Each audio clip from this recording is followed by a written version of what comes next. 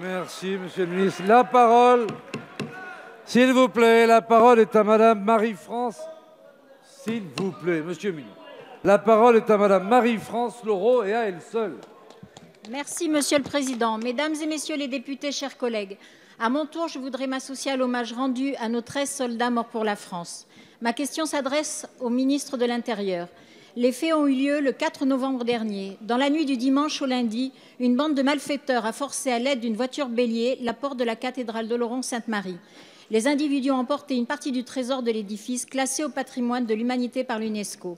De telles affaires sont devenues presque banales, quotidiennes dans notre pays. La semaine dernière, une église de Tarbes était profanée. Notre patrimoine religieux est la cible d'individus qui volent et dévastent en toute impunité. Lorsque nos églises ne sont pas pillées, elles sont désormais victimes d'incendies volontaires. Le 17 juillet 2019, un homme a été interpellé dans l'Orne, bidon d'essence à la main, alors qu'il s'apprêtait à mettre le feu à la cathédrale. Le procureur de la République a expliqué que le coupable avait une absence totale de discernement, avant d'ajouter qu'il était totalement irresponsable et qu'aucune mesure pénale ne pouvait donc être prise contre lui. Dans l'Eure, début juillet, 2 incendies se sont déclarés dans l'église de Bourrachard, brûlant une partie de l'autel et détruisant l'orgue. Les enquêteurs ont établi la nature volontaire de ces incendies.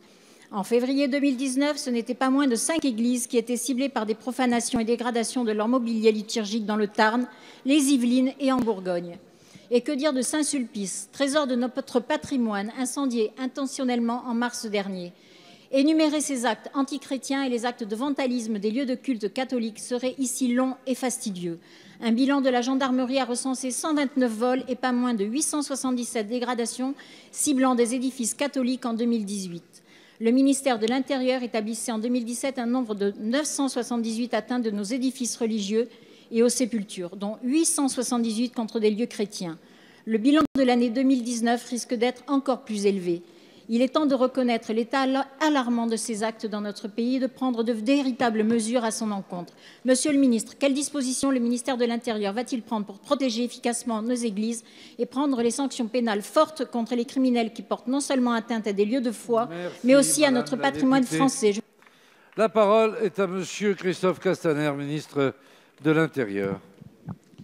Monsieur le Président, Mesdames, Messieurs les députés, Madame la députée, vous soulevez des actes graves qui sont commis dans, hélas, l'ensemble des bâtiments religieux que nous connaissons. Mais votre question est plus précisément sur les églises et l'ensemble des monuments qui accompagnent l'expression de la foi catholique et chrétienne. Mais je voudrais évidemment évoquer, et je sais que nous partagerons cela, l'augmentation très forte cette année encore des actes antisémites, et en particulier sur les lieux de culte de la religion juive, et de la même façon sur les mosquées. Mais il y a cette particularité compte tenu du nombre de plus de 1000 faits délictueux recensés en 2018. Et nous sommes, hélas, vous l'avez dit, sur la même tendance en 2019. 1000 faits qu'il convient de rapporter à l'ensemble des sites catholiques que notre pays connaît, mais qui sont autant de faits inacceptables dans chacun de nos villages, dans chacune de nos villes, dans chacun de nos quartiers sur lesquels nous devons être mobilisés. C'est ce que nous faisons.